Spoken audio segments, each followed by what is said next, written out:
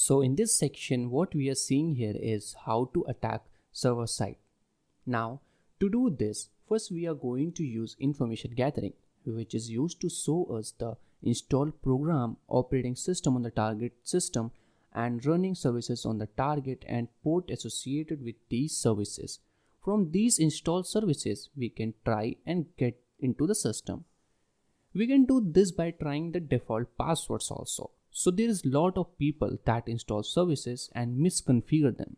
So we will have another example of this as well.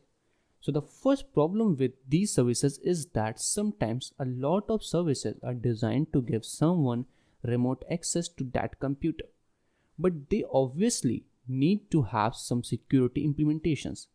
People often misconfigure these services, so we can take advantage of these misconfigurations and gain access to these computers. Another problem with these services is that some of them might even have backdoors. A lot of them will have vulnerability like remote buffer overflow, code execution vulnerability, and this will allow us to gain full access to the computer system. So the simplest way of doing this is something that we have already seen, which is Zinmap. So we use Zinmap with the IP of the website. Using Zinmap, we will get a list of all the services and then Google each one of them to see if they contain any vulnerabilities. We have seen before that the meta-exploitable device is actually a website. If we want to get the IP of the website, we have to do ping. For example, if we want to get the IP of Facebook, so we have to ping facebook.com and we will get their IP. Now, we will be able to run Zinmap against Facebook IP and get a list of all the running services on Facebook. But in this section, we are going to run Zinmap against meta-exploitable device, which basically a computer device. Okay, so we are going to run Zinmap in the same way as we did before. To open Zinmap, we will open the terminal and let's zoom it first and type here Zinmap, okay, and hit enter. So now we will bring up the application. Okay, so we can put any IP which we want to test, but in this video we are going to enter the IP of our target of the meta-exploitable device, which is 10.0.2.5.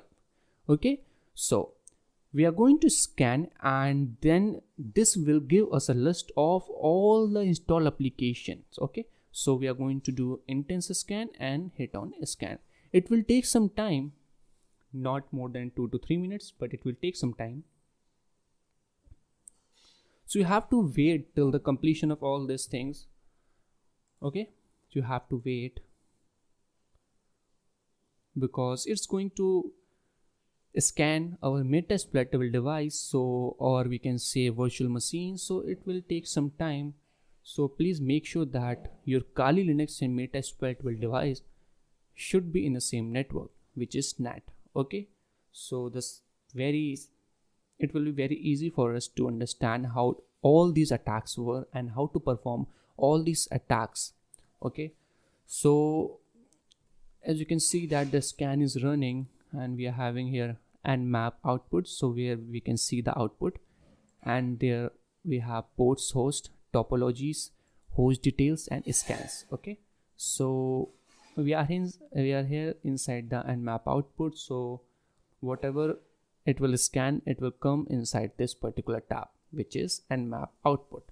So this is for operating system, this is for host, services, host. Okay, so you have to wait till the completion of all this process because it is scanning something and it will take some time. So let's see here, let's ping.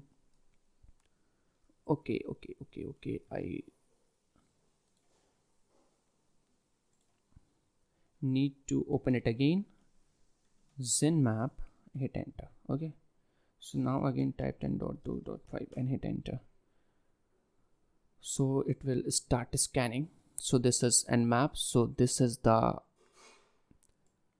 code, or this is what we can say the syntax of doing intense scan when you're using nmap. Okay, so this is what we get from the scan machine. Okay, so this is what you can see here.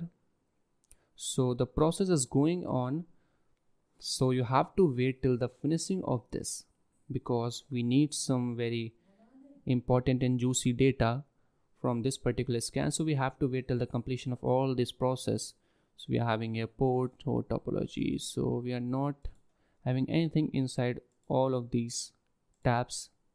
Okay, so this is the way to scan with the nmap. So just click on nmap output.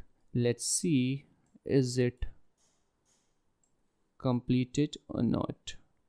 Okay. Okay, so the information that we want is now completed. Okay, so once the scan is finished, we will have open ports and lot of services. Now we will go through nmap output and let's check port by port and read what the service is and Google the name of the services. For example, as what we can do here is, we can see we have port 21, which is FTP port. FTP is a type of service that is installed to allow people to upload and download files from a remote server. FTP service, which is also called as file transfer protocol, usually uses username and a password. But we can see that this service has been misconfigured and it allows an anonymous FTP login. So in this, we will be able to log in without a password.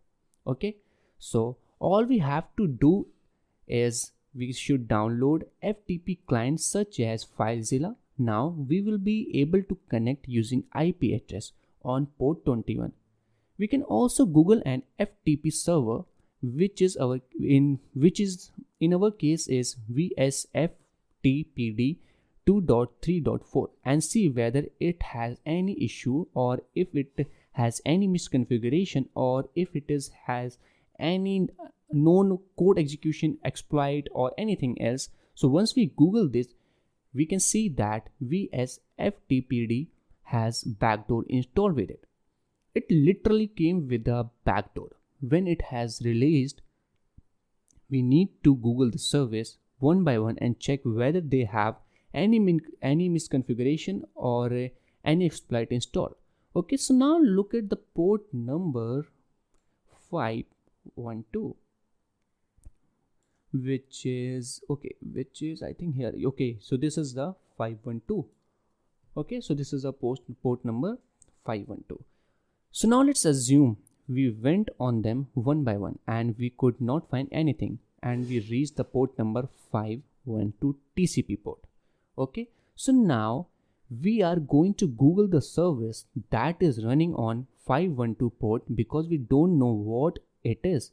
After Googling, we know that Netkit RSH is a remote execution program. If we manage to log in with this, we will be able to execute command on the target computer. So this program uses RSH login, which is a program that ships with Linux, similar to SSH. It allows us to execute remote commands or control on the computer system or the target computer.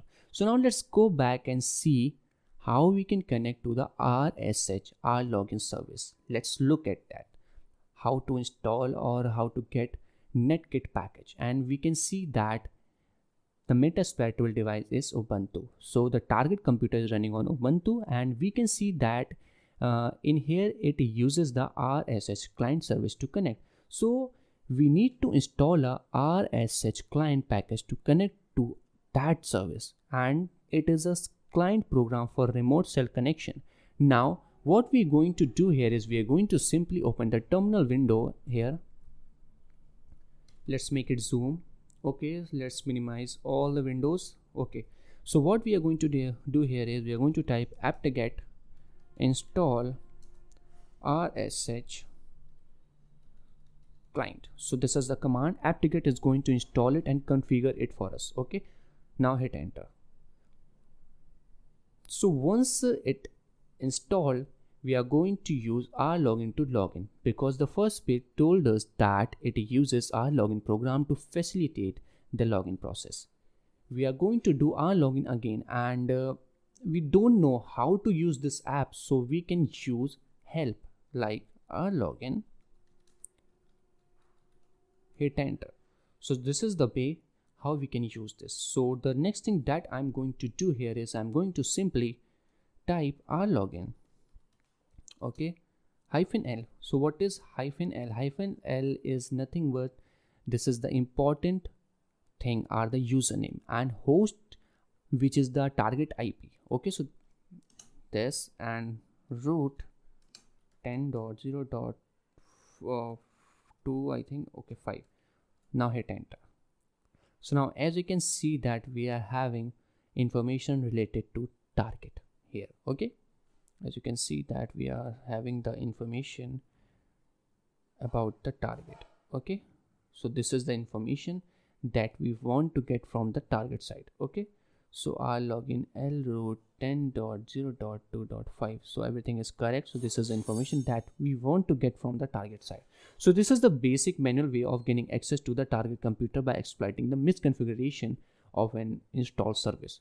So the R login service are not configured properly. All we had to do, just Google what came with that port, and we managed to log in and gain access to the target computer. So this is all for this lecture.